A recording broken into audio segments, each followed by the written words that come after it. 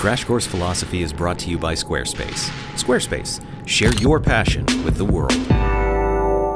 Let me tell you a story that is disturbing but true. In the year 2000, a 40-year-old man was arrested for possessing child pornography and molesting his 8-year-old stepdaughter. The man had no previous history of pedophilia, and he said he was baffled and dismayed by what appeared to be a sudden turn in his sexual behavior. While he was awaiting his day in court, the man began to complain of terrible headaches. A brain scan revealed a large tumor in his orbitofrontal cortex, the part of the brain known to control sexual impulse. The tumor was removed, and it turned out, so were his pedophilic impulses. But about a year later, those impulses returned. Another scan revealed the tumor had returned as well. So a second surgery removed the tumor, and the pedophilic behavior diminished, this time for good. Now, here's the question. Was that man's really horrible behavior a matter of free will? Or was it determined by what turned out to be a medical condition? Or was it neither? Could it even have been both?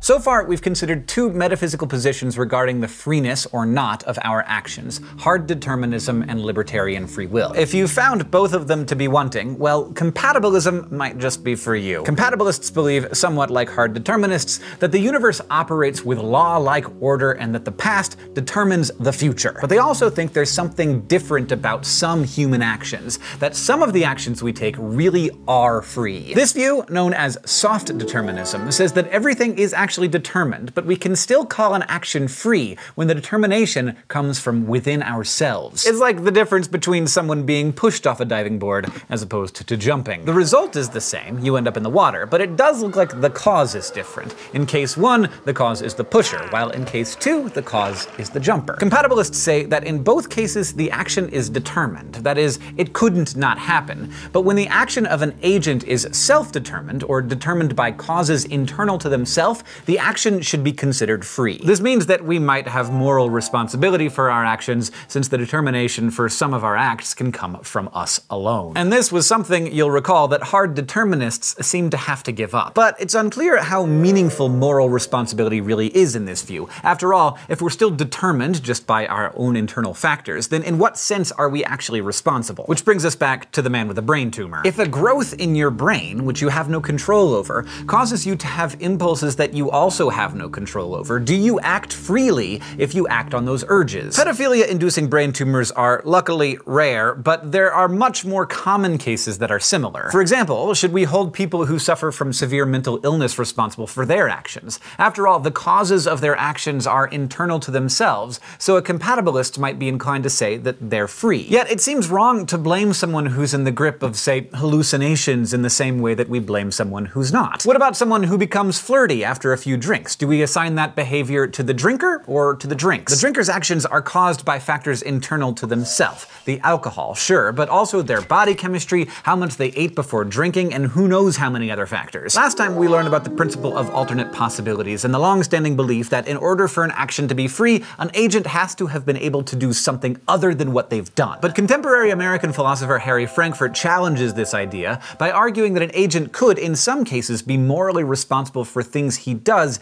even when he couldn't have done otherwise. We call these situations Frankfurt cases, which brings us to the thought bubble to explore one in this week's Flash Philosophy. Suppose there's a fervent supporter of the Democratic Party, and he comes up with a crazy plan to make sure his party wins the next election. He decides to abduct voters and plant devices in their brains, something that, as far as I know, neither party has tried yet. Now, these devices are designed to remain dormant unless a voter is going to vote Republican, in which case it'll activate and compel them to vote Democratic. Now, suppose that you were one of the unlucky abductees and you head to the polls with a device in your brain. But you've always been a lifelong Democrat, and device or no device, you have every intention of voting Democrat this time. You enter the polling booth, vote a straight Democratic ticket, and head home. Since you never had any intention of doing anything other than voting Democratic, the device was never activated. However, if you had decided to vote Republican, you would have been prevented from doing so. The principle of alternate possibilities says that you were not free in this case because you couldn't have done otherwise, Even if you tried to vote Republican, you would still have voted for Democrats. But Frankfurt argues you were still clearly responsible for your vote. You were responsible because you did what you wanted to do, even though you could not have done otherwise. Thanks, Thought Bubble. So what do you think? Not about the next election. I mean, can you be responsible without being able to do otherwise? If you wanted to watch Crash Course and would have watched it on your own, but now it's playing in class and you don't actually have any choice,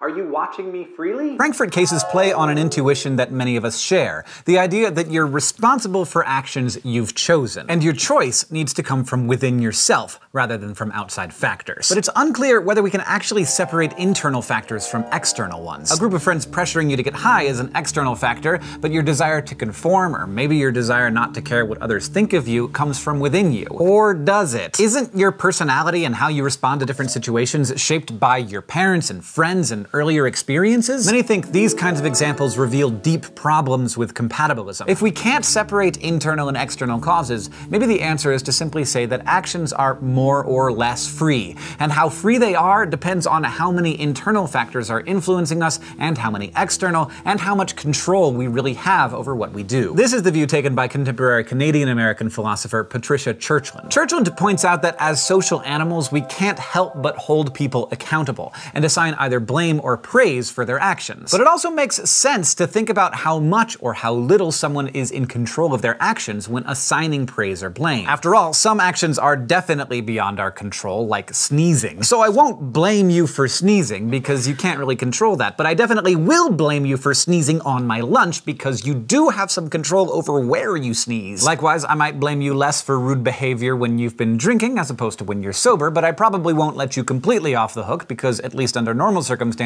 you had control over your decision to drink. So Churchland says asking, am I free, is really the wrong question. Instead, we should be asking, how much control do I have? And the more control we have, the more responsibility we also have. This view lets us keep what we know about the deterministic nature of the universe while also making sense of our subjective feeling of freedom. So really, feeling free just means having control. We know disturbances in the brain can undermine our control, from seizures and tics to the pedophilic impulses that developed in the brain of the tumor patient. But we also know that our brains can be trained to develop control over many aspects of our behavior, like the way you used to pee whenever your bladder was full, but now you're able to control when and where you pee. Congratulations on that, by the way. But this means that we can choose to develop stronger levels of control over many of our actions, which is what we do when we work to break a bad habit or ingrain a good one. Now, libertarians will point out that being caused to do something by internal factors still keeps our actions from being truly free. These folks won't be satisfied with Churchland's answer, because it says that every one of our choices is still determined by something,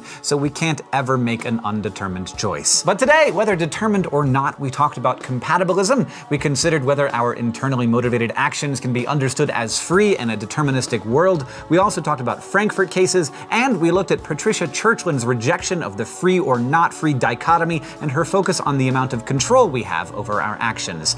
Next time, we're going to move into a new unit on the philosophy of language. This episode is brought to you by Squarespace. Squarespace helps to create websites, blogs, or online stores for you and your ideas. Websites look professionally designed regardless of skill level, no coding required. Try Squarespace at squarespace.com/Crash Course for a special offer. Squarespace, share your passion with the world. Crash Course Philosophy is produced in association with PBS Digital Studios. You can head over to their channel and check out a playlist of the latest episodes from shows like PBS Game Show, The Good Stuff, and Gross Science. This episode of Crash Course was filmed in the Dr. Cheryl C. Kinney Crash Course studio with the help of all of these awesome people, and our equally fantastic graphics team is Thought Cafe.